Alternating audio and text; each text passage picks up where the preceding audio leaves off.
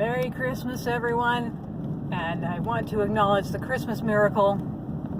Sunshine has come back to Pennsylvania. It's been weeks since I've had to use these.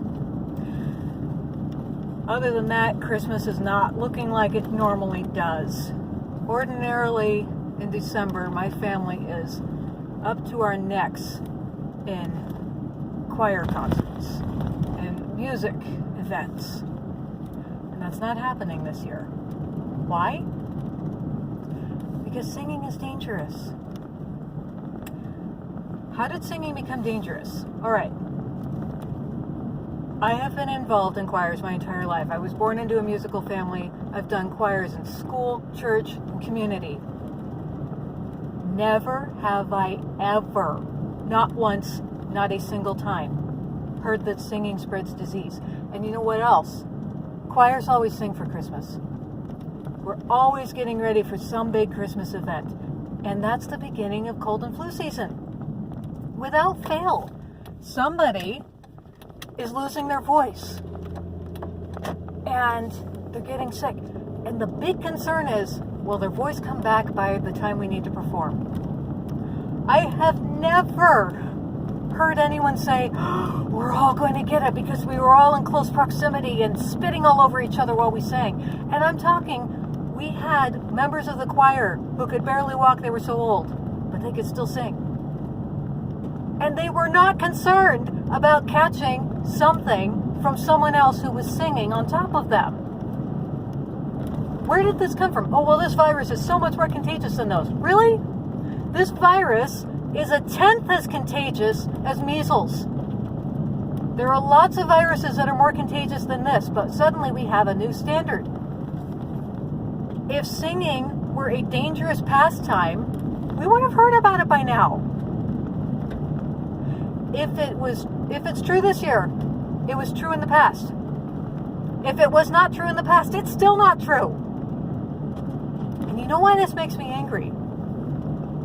I've sung with hundreds of people over the years. And when I wasn't singing, I was at the piano or the organ.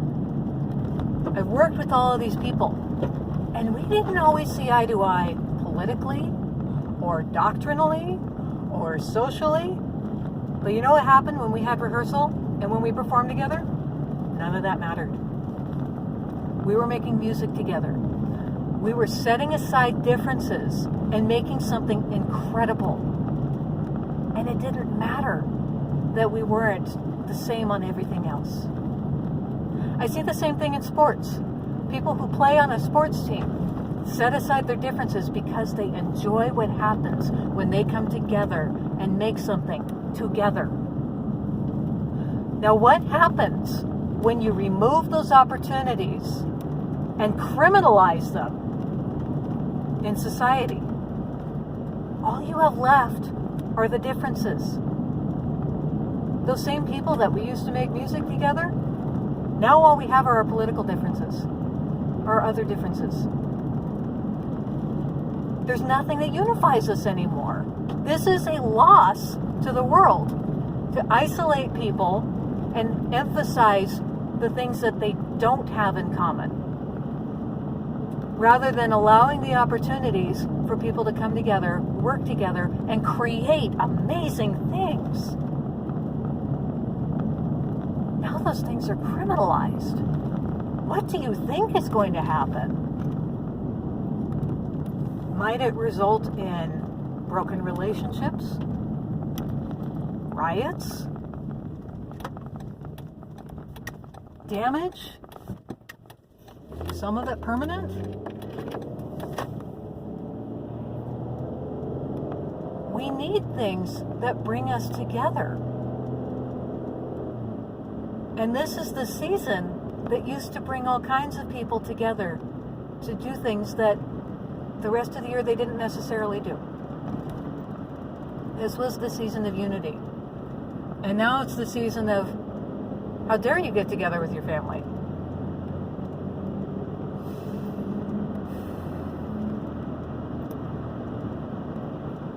And there are only so many Christmases you get, especially as a kid. Now, I've avoided talking about kids because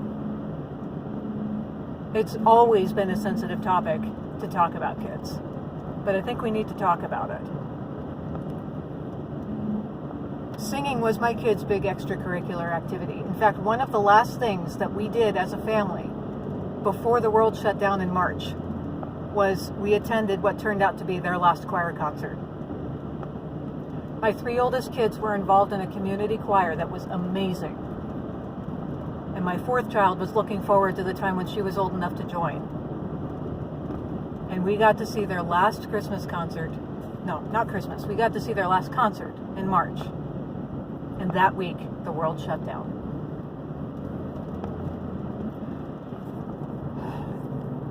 What do they have to look forward to now? This is going on a year, and it's probably going to be longer. Now, when you're an adult and you take a year off, years start blending into each other. So I'm 40 years old. 1 year of my life is 2.5% of my entire life. What about when you're 10? That's 10% of your life. I have a 4-year-old. 25% of his life has been spent in this lockdown world. I have a great niece who was born in February. This life is all she knows. When she goes out, all she sees are people with no faces. Now you can say, oh, we'll get this back, but there are developmental windows of time that you do not get back. As a baby, you need to see faces. You need to learn to reciprocate. Oh, she gets it from her parents. You need to see other faces. My 4-year-old should be in preschool. You don't defer that for a year. He's not the same kid next year. There are time-sensitive developmental opportunities that these kids are never getting back. And what is the benefit of all of this? Kids are disproportionately paying the price of a world that is catering its entire existence to a virus that doesn't kill kids. At this point in the world's history, are there still people who believe that everyone is at equal risk of A, catching the virus, and B, having a bad outcome? Do those people still exist? Just out of curiosity? If you don't acknowledge at this point what we have known from the beginning, this was not a secret at the beginning, that we knew there was an undeniable age stratification of risk for this virus. And we now know people over 65 are 1,000 times more likely to die than people under 40. We know that kids are objectively at more risk than your average flu, than they are of coronavirus. If a child contracts the flu, they're going to get sick. More than likely, it's not going to kill them. But they are going to get a fever. They are going to have chills and body aches. They're going to have symptoms. They're going to need a lot of rest. If they get coronavirus, odds are really good they won't even know. If they do know, it'll be a cold. This is not something that affects children the way it does people over 60. But these kids are being asked to sacrifice their futures. I'm not exaggerating. Those time-sensitive windows I'm talking about, they don't get those times back. What are you asking of these kids? To what end? They are not going to get that time back. Now, about a year ago, I watched a debate on YouTube between a woman who calls herself a feminist and a man who is generally on the more conservative side of things. He calls himself a classical liberal. I cannot remember their names, and I cannot find this video again. But this woman, about my age, was very proudly proclaiming that she didn't need to have children because she had her own retirement savings. The man is trying to tell her that children are an investment in her future.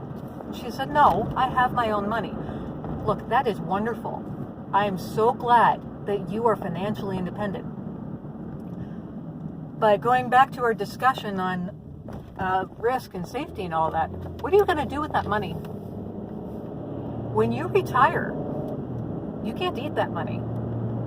That money doesn't take care of you directly. What are you going to do with it? You are going to pay someone else for your food, for your health care, for your clothing, for your shelter. Who is that someone else? It's other people's children.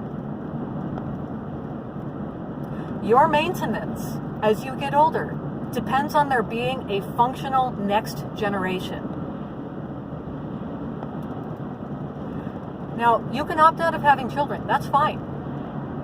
Do not pretend like you don't need children. You will have nothing to eat if there are no children today who will grow up to be functional adults. Your future depends on these kids growing up and what's happening to them right now. Schools are a complete nightmare, and I have not been in the chorus of voices chanting for reopen schools, reopen schools, reopen schools. You know why? Because I'm not willing to compromise on what the reopen schools look like. From what I've seen around the country, most of these schools that are open look like dystopian nightmares.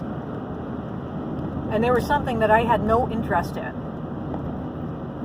I'm not interested in sending my children to school so that they can wear masks for 7 hours a day.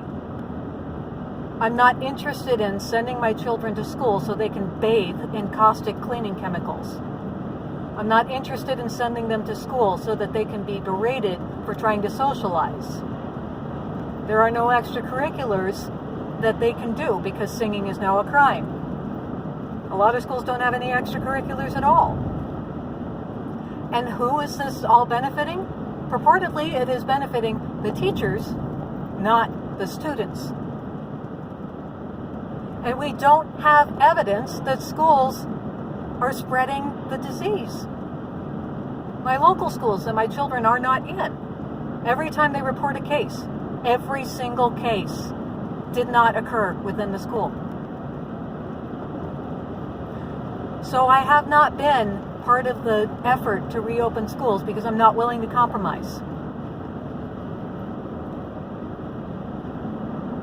Unfortunately, there aren't great alternatives. But ask yourself what you want to happen here. What is this future that we're building for these kids? What are they supposed to get out of this? They are not at risk. They are not spreading the disease. We have the evidence from all of the schools that are open. Teachers who contract the virus did not get it from their students. So why are you punishing children for existing when your future depends on those children becoming functional adults? Now here's the other issue.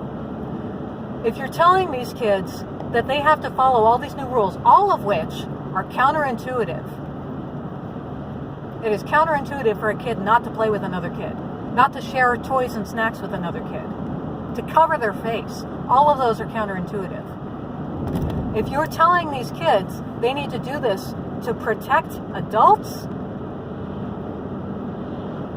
okay, when in history did we ask an entire generation of children to protect adults? That is backward. Children are not equipped to protect adults. If you are asking a child to put on a mask to protect you, I have no sympathy for you whatsoever. Be a grown-up, take care of yourself. A child does not have the perspective to know what they do and do not have control over. And you're telling them that they might be responsible for another person's death? They don't know whether they did it or not. And I have personally, firsthand, witnessed what it looks like when a child takes responsibility for a death that they had nothing to do with. It stunts growth. It leaves lasting scars. You leave kids out of this. Be a grown-up. Take care of yourself. You have no right to mortgage a child's future for a false sense of security.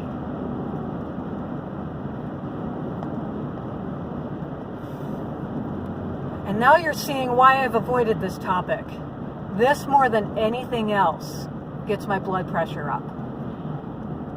Because I cannot believe the level of psychosis that has gone into tormenting children this year. And to what end? To what end do the Faucis of the world think they can tell children? I went up to the North Pole and vaccinated Santa myself. We even have to take this already dubious tradition and turn it into something that... I mean, what child was actually asking that question? What child naturally, curiously said, I wonder if Santa's going to get the virus from me? He better get vaccinated. And I bet Dr. Fauci is just the one to do it. Who was asking that question? No, you invented that. You co-opted Sesame Street to condition children that they need to be afraid.